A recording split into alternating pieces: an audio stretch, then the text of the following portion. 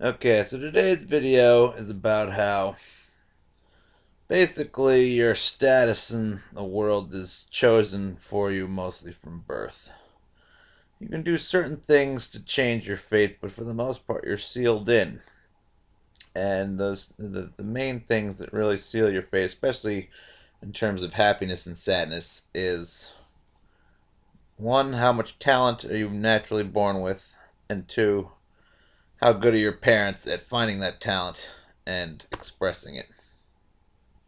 Um, and it doesn't even necessarily have to be your parents, maybe parental figures, maybe life that helps you learn how to express your talents. But it seems like these things are decided from a pretty young age. To me, it seems like the people who are really successful have, or maybe not successful, but I guess the word would be people who manage to come to power have usually a pretty good combination of well, two of the three things. It's usually like some combination of ambition, guidance, and talent. If you have ambition, you find the right guidance, and you have the talent to excel, then you will be successful. But it's easy to miss out on some of those, and I think you can miss out on some of those and be okay, still be successful. Like you know, I don't know. It's hard, really, any of those three not being there, and it's going to be difficult for you to really achieve a lot. If you have two out of the three, you can probably, at the very least, you know, find a comfortable place for yourself. But but it's rough when I mean, it's really just not fair. It's not based in any way, shape, or form on on being a kind and ethical person. There are no real rewards for that in this world, as I've said in previous videos. The rewards in this world come from a combination of ambition, talent, and guidance. And it's a shame, in a better world, if you were, I've said this many times before, but if you were the most ethical person, if you were the most considerate person, if you were the most empathic person, if you were the person who, was the most careful about what they did when, thought in terms of the benefit of all of humanity and everything little thing that they did, you should be, considered a sort of a king of society. I mean, in an ideal world. In an ideal world, we would be more enlightened, and we'd see those people who have hearts of gold, who are, kind to a fault, not as being people we could walk all over or take advantage of, but as people who should be leading our society. People with hearts of gold are not going to act in their own self-interest. They're going to be acting in the interests of the largest group of people that they can help, because that's their interest when they have good hearts, is to make as many people happy as possible. And that's not what we have. We have an animal society, a society that makes no attempt to achieve enlightenment whatsoever. It's more interested in who can do the most, the fastest, the smartest, the slyest, the most manipulative. It doesn't always have to be manipulative. Sometimes it just comes down to who can be the fastest, or who can be the, most, I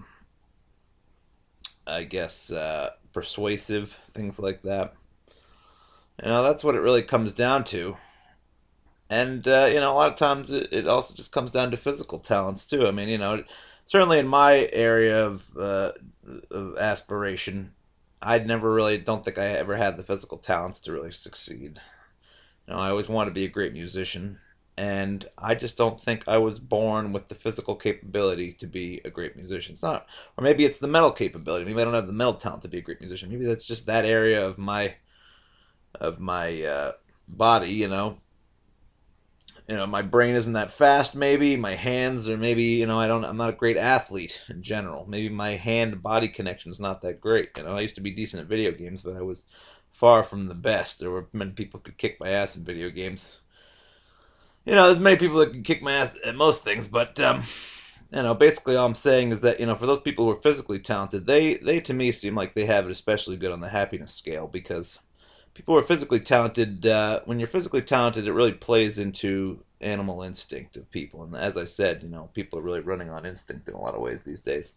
So when you've got, especially as a man, especially if you have physical talents, women appreciate physical talents more than they appreciate mental talents. It seems like. I mean, girls might be interested in your mental talents if it means that you have a large bank account and you've earned a lot of money. I wouldn't necessarily say people who make a lot of money are necessarily the smartest people because it seems to me like a lot of the smartest people are just kind of like mid-level engineer guys, and their bosses end up being guys that are better at business and not so much at engineering. Although I'm sure there's a lot of very wealthy engineers out there, but all I'm saying is I don't think there's a direct correlation between intelligence and money making ability. And I'd feel a little bit better about it if that was the case. But even so, intelligent people are doing well for themselves. I'm going off on a tangent again here.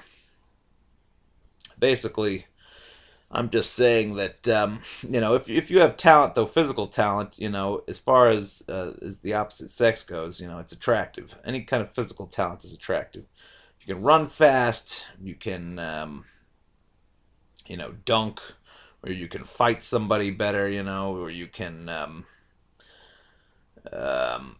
do feats of strength, things like that. Women are impressed generally. It's instinctual. It's the animal side of the women that are impressed. If you can get six pack abs, or you can do, women are not just impressed by that. Obviously, they want personality too, but you have to, in order to succeed in certain areas, you have to be physically talented. And certainly, I would have loved to have been a bit better singer. I don't have a great voice. I thought maybe I had a decent voice, and I tried this app, Smule Sing app. It's a karaoke app. I'm a SF Giants fan, or Giant SF Giant fan. I can't remember which one. On there, if you want to sing a duet with me, I'm not very good. I'm better than a lot of the people on there, but that's only because there's a lot of really, really bad singers on there. I'm barely even mediocre. I don't know if I even qualify for mediocre. Probably not. But so yeah, it's like, in order to be successful in modern day music, you either have to know how to be a good DJ, or have to know how to sing really, really well, or rap really, really well. I don't, my rapping isn't poor, definitely not that good, and I try to rap a little bit, but I don't have the flow really, and and as far as singing is concerned, I definitely don't have any kind of technique whatsoever. My voice is always straining. And you know, that's just as far as DJing goes. I never really gave that the full shot. I could have tried that a little bit harder, but that's something that doesn't necessarily. If you're an actual DJ, you're gonna do scratching and stuff. I'm sure it requires some amount of physical ability, but I don't think that's the primary goal. But all I'm saying is that if you have those physical talents, I think it automatically makes you relatively somewhat popular with the opposite sex, because girls are always wanting to be with guys and get them out to do things, and I don't know, that's generalization, I can't really say that, but on the other side of it, if you manage to have brains and the right upbringing at the very least, then people can guide you and help you achieve your aspirations. But if you don't have any outstanding brains or outstanding talent, and you do have aspiration, there's not a lot you can do. If you only have one of the three things, if you just have brains and you have no aspiration and no talent, then you're not going to be able to do much. If you just have aspiration, no brains and talent, then you're not going to be able to do much. And if you just have um, talent but no brains or aspiration, you're not going to do much. So it's a rare person that gets that trifecta, and those people are getting it unfairly. They did nothing to earn it. A lot of times it's shaped by life events they have no control over. Some of their parent dies, and they have to become responsible and learn to take care of themselves and their family. And it's just, there's a certain responsibility that comes down to people that they just learn to take care of in an earlier way, and it's sort of the hard knock version of life. You put through the trial early, and I guess for those people who aren't put through the trial early, there's not you don't feel a lot of reason to run off the starting block. It's like the Pink Floyd lyrics in Time. You think you have forever, and then you get old and you realize your time is up. I don't want to go over 10 minutes of any more of these videos because they get boring, but basically that's it. My three things for a successful life.